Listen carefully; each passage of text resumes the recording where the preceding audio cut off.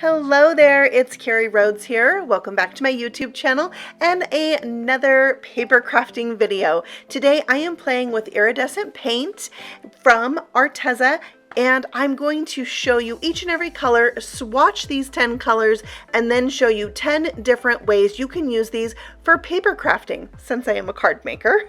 And this is the box the paints come in. It's a very sturdy box. You could easily use this to store the paints in, and I love that they have a little swatch on the top showing you the colors inside. Now let's take a look at each color. This is Playful Pink, then we have Glowing Peach, we have some Shady Orange and Fiery Red, we have Eclectic Plum Purple, Fancy Black, Shocking Lime Green, Dreamy Lemon Yellow, Fairy Tale Blue, and Royal Purple. Now I thought to better see what these colors look like, I'm going to go ahead and swatch them myself since those are so small. I just cut out 10 pieces of white cardstock that is 1.5 by 1.5. I wrote the names on the bottom of each of these squares so I can then swatch them out. Now I am going to swatch these on black, but I thought I would do white and then black, but I'm going to show you why that changed in the middle of it, because when I peeled the top off, I realized there's enough paint on there, I could use that for my swatch. So I just wiped it on my little square. Then when I painted it on, I realized there's enough paint to do my white swatches and my black swatches at the same time. So I quickly grabbed a black square and painted that on. And you can see why you need to paint these on black and white cardstock because of the iridescent quality of these paints. So I went and grabbed some more black paint, and I thought, oh, I'll just label them at the end with the name on the black once the paint has dried. But then I was really worried that I was going to get some of them mixed up because they do look so different on black paper versus white paper. So I grabbed a white gel pen and I went ahead and labeled all the black pieces. Now I'm organized and ready to continue swatching all of them out. Now if you're wondering what exactly is iridescent, it means lustrous or pearly. It gives off a brilliant sheen like an oil slick or a pearl, or think of like a bubble hitting the light. And there's a lot of different ways to describe iridescent. It's kind of like a rainbow color when the light hits it. It has like a multicolored look when the light hits it. So that's what iridescent is. It's one of my favorite like specialty paints or powders, things like that. I love anything iridescent. So was super excited about these paints and trying them out. And I think it's a really fun medium to add to my collection. And you know, sometimes you get a little bored with the things that you have and you need something new to really like rejuvenate your mojo. And that's what these acrylic paints are doing for me. So I am so loving swatching these. I don't know, do you ever, when you make swatches, do you feel like the swatches in themselves kind of look like art? I had fun making them. So also I just love this lime green. That might be one of my favorites in this bunch right here. Also, I do love the Fairy Tale Blue. It looks so different on white versus the black. It has like a purple undertone. It's just really cool to see these colors on the different papers. So let's continue swatching them out because we've got some good ones here at the end. The Royal Purple. I love that it looks like kind of lavender on the white, and then when you put it on the black, it barely looks purple at all. It's just, it has a metallicness to it. But here's my other favorite, the Electric Plum Purple. I love this color. I actually am wearing a sweatshirt right now that's kind of that color, and it looks great. It looks purple on both the white and the black. So that's one of my favorites too, the lime and the Electric Plum. Now this one's Fancy Black. I mean, haven't you always wanted a fancy black? Yeah, I know I have. Or I didn't know that I did, but I do now, and I'm glad I have it. So that one, you might not see the iridescent quality to these when they are wet. It kind of shows up better when it's dry. So that's why I'm showing you these here. And this is one of those things that can be hard to pick up on camera. So some of the things I'm going to show you today, you might think, well, where's the iridescentness? It's there. It's just sometimes harder to see in camera, and that's why I try to really turn things in the light, so hopefully you can catch a glimpse of it. But there's all of the pieces swatched out. I just stuck them onto a piece of cardstock.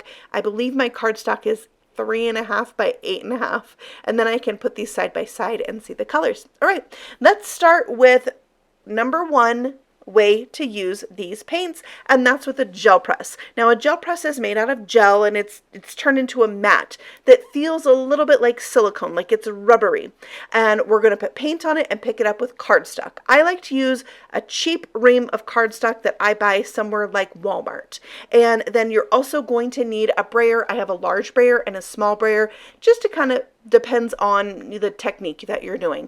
Now, my gel press is very dirty, and I'm not going to apologize for that, because that means it's well loved and I use it a lot, and you don't have to clean it off. I love that. You actually can pick up some of that dried paint on there, and it's kind of the deliciousness of gel press prints. So here I'm going to brayer that paint on with my smaller brayer, and I'm rubbing it off on a smaller gel press so I don't waste that paint. I can get another print from that smaller gel press over there, and I am rubbing it off so I don't blend these colors together too much on my gel press. I really want to get like a rainbow piece of paper, so that's why I am doing that. You can also rub your brayer off on another piece of cardstock or copy paper, and that makes a really cool background too, but it's really hard to just waste that paint, you know? So this will make a lot of backgrounds for you, and it's not, gel press prints are not like the perfect, neat, tidy, straight line type of thing.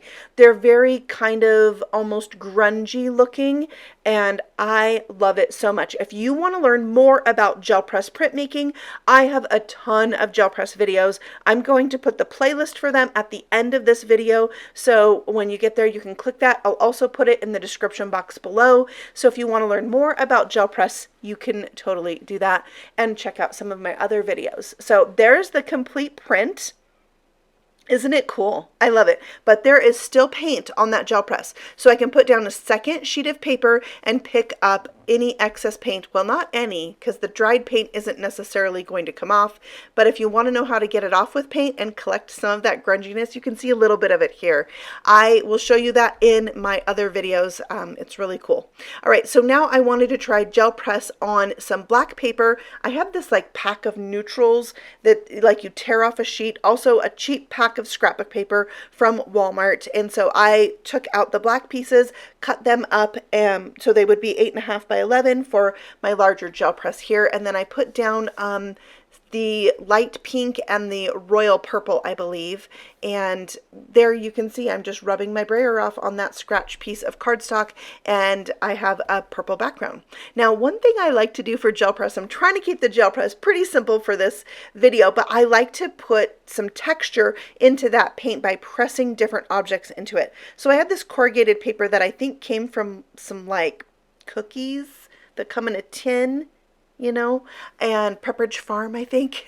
So I saved that, pressed it into my paper, and now I have these lines in there. And I am picking up a little bit of what was down before. I actually took these gel presses to my daughter's once a week school that we go to, and we did a little gel press class there. So they are quite dirty from a bunch of 8th graders using them. But there is the black print. Again, with the leftover paint, I pressed down that corrugated paper the opposite direction. So now I've got some gel press prints to play with and make cards with. If you are interested in seeing cards made with the things that I create today, you're gonna have to stay tuned for part 2 of this video, because today I'm just showing you different techniques of how to use this paint to create backgrounds or embellishments even. All right, let's move on to way number 2, which is painting directly onto paper. Now this is that same cheap, lightweight cardstock that I used on my gel press, and I'm going to paint directly on the paper. Now the tip for this is that you want to have a dry brush. So when you go to switch colors, you can just kind of brush it off on like a paper towel if you're using very similar colors. But if you're going to wet that brush, you want to dry it off really good before switching colors. You don't want a lot of water on this kind of paper. Arteza does have some acrylic paper that's pretty cool. I haven't tried it, but some of my fellow YouTubers I have seen use it, and it's pretty cool. So if you want to really get into something a little bit more artsy and more layers and things like that with paint for card making, you might try that acrylic paper. So I will have the Arteza store linked for you below, and I have a link for US shoppers and shoppers in the in Europe. So those are both linked for you below. All right, so I'm getting down to the purple, and you can see this isn't perfect. It has that handmade look, and I know there's so many papers out there right now that kind of have this look, and so I thought it was really fun to create my own paintbrush look with some iridescent shine to it. I'm going to do the same thing on this scrap of black left over from the paper I cut down to make gel press prints, and I'm going to use the same exact colors, and then I'll hold them up side by side and you can see how different these are. Look at that shine. It's so incredible. So there they are side by side. Very different, but both gorgeous and really cool to use on my cards. I'm very excited to use these. All right, let's move on to way number 3 to use this iridescent paint, and that is to watercolor with it. I had all this paint left over in my palette. I just added some water to it. I mixed the paint in with the water till there was no like granules of paint left, or chunks of paint, and then I just set to watercoloring. This is watercolor cardstock that I am using this time, so it will hold up to that additional water that I've added to the paint. Now the iridescent quality of this is more subtle, but it's still there. But I'm afraid when I hold this up, when all is said and done, that it's kind of hard to see the iridescent in the video, but it is there, and I just love that it's a really soft, subtle look. But when the recipient is holding a card made with this and they turn it, they're gonna see that little shine when they're holding their card. So I love little subtle elements like that. It's just like I always say, love is in the details. So I will show you that again once it is dry, and then you can see that at the end and how it looked, how it turned out. Okay, so for the 4th way, we're going to stencil this. So I just have a little sponge dauber, and I'm using that light pink, playful pink it's called, and I'm using the sponge dauber to tap that onto the stencil. Now the paint can easily squish under there, so that's why I decided to use a dauber and be really careful. But you can see I did have some little bit of paint squish out, and I thought this was really fun, kind of like a tone on tone look, the white on white, but when you turn it you catch that pink. Ooh, so pretty. Okay, so I wanted to try again so that I could perfect this without getting so much paint squishing under my stencil. So I brought out a little window sheet. I can tap my dauber off onto that and control the amount of paint that I have on the dauber itself. So it's like a teeny tiny amount that you need to do the stenciling with the paint. And this time I'm using the fancy black on black, and I just love that subtleness, but then the shine. Oh, these are probably my favorite. I don't know, it's so hard to pick a favorite, but they look really cool when they're dry. Love it. Okay, let's move on to the next way we're going to use this, and that is to make a spray. So I have a little tiny mini spritzer here. I'm going to put in 1 drop at a time of this paint. This is that electric plum purple, and I'm going to mix it up. That way I kind of know, do I need more? Do I want, I don't want to overdo it by putting a bunch of drops in right away. So I am going to add 2 drops here, and then I'll test it out on my black paper and see how this spray looks. And you can easily just add this and shake it up into the little sprayer, and then it's ready to go.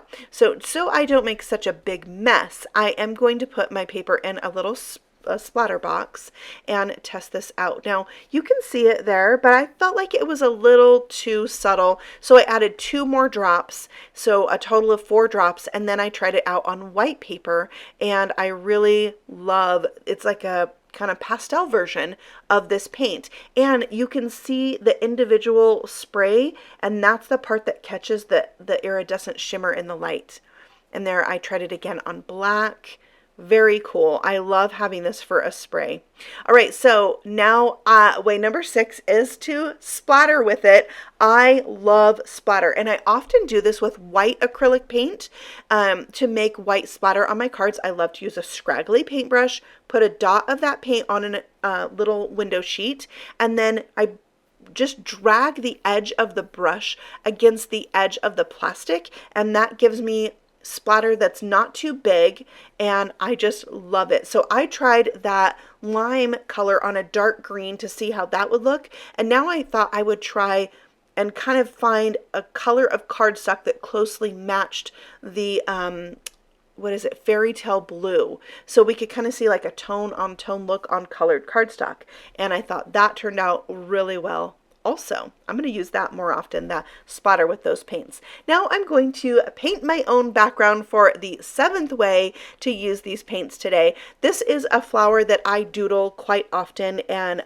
anytime I have to draw my own this or that, it's often this flower. So I decided I would paint this as my background. I am using the peach color here because on the white cardstock it looks really pink. So I thought it looked great for this flower. There's all the flowers painted. Look how shimmery. And then for the centers, I'm going to go right over the top. So I'm layering the paint over the top of the flowers, and you can see it stays yellow, but if these are wet, both wet, they will blend. This paint seems to have a little bit of a translucency to it, and so you can blend them, and you can paint so many different things besides paper with these. Obviously leather, wood, metal, so really the possibilities are endless. I'm just using them in the craft that I am used to and do the most, which is paper.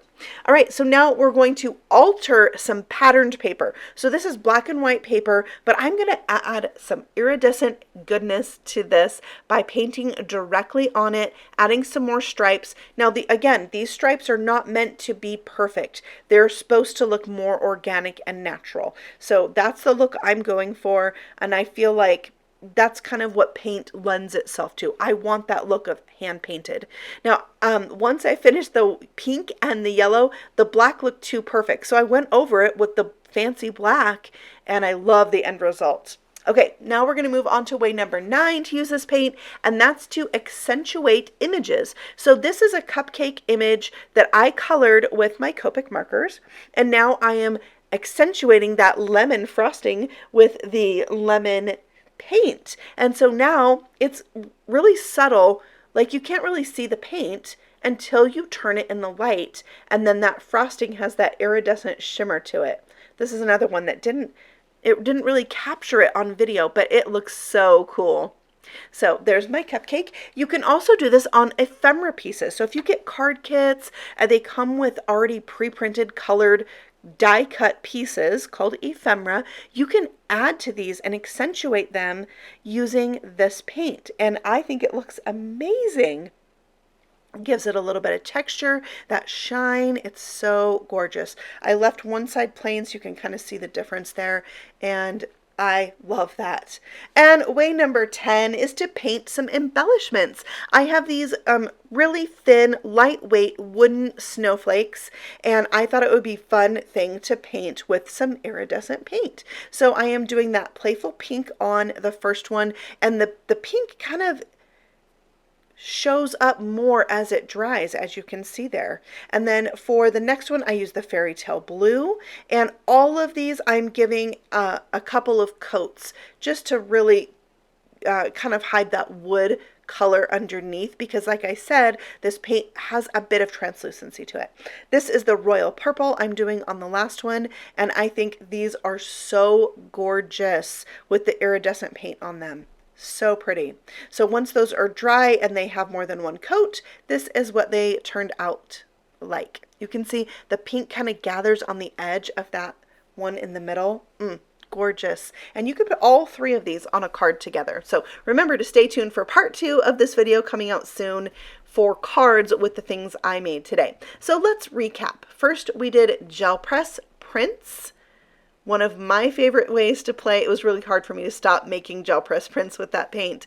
We did direct to paper, just painting it right on there, and the possibilities are endless for making a background with this. I just did stripes and a rainbow. Then we had our watercolor, watering down the paint, painting it onto some watercolor paper. I did a second one when you weren't looking. And then we did stenciling. I am in love with the stenciled look of this. So good. We made a spray with the paint, and so we have a subtle version of that paint and the shimmer there. I love that. Splatter. This is definitely one technique with this paint I will use repeatedly because I love using acrylic paint for splatter.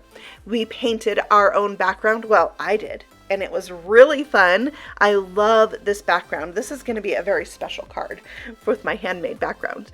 And then I altered some background paper, adding stripes to it. And then we accentuated some images like this ephemera branch and my hand-colored cupcake. And last but not least are the painted embellishments. And I am telling you, I love this paint. It's so much fun, and there's probably many other ways that you could use this in your paper crafting. Thank you so much for watching. I have a discount code for you. It's Carrie Rhodes 1 for 10% off your purchase at the Arteza store, which I have linked for you in the description box below. If you're new to my channel, thank you for stopping by and visiting me. Feel free to subscribe. I have new videos all the time. I will see you guys very soon on the next video. Happy stamping!